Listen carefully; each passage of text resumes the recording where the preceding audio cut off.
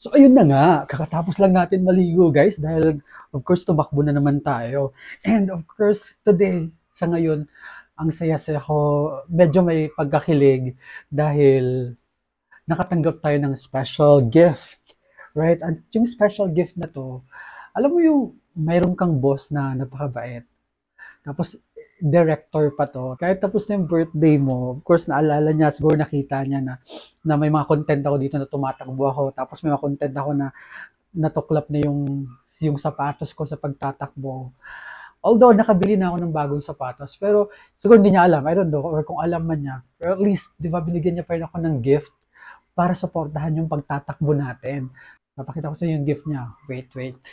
So ito yung gift. Yes.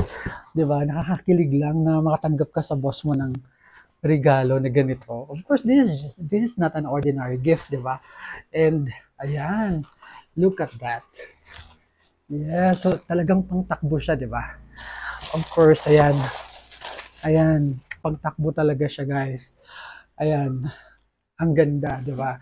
Oh yes, nakabili na ako ng bagong sapatos for running. Pero yung nabili ko pala, hindi siya pang long distance na pagtatakbo. Kaya pag nagpa 5 kilometers and above na yung takbo ko, talagang sumasakit yung paa ko, nagkakapaltos ako. And kaya yun, tamang-tama na meron akong sapatos na ganito. According to my boss, ito talaga pang long distance run talaga. So tumatakbo tayo 10 kilometers, 21 kilometers. So ito na yung pangharabas natin, guys. So yun, sana kayo may mga boss din kayo na ganun kabait, no?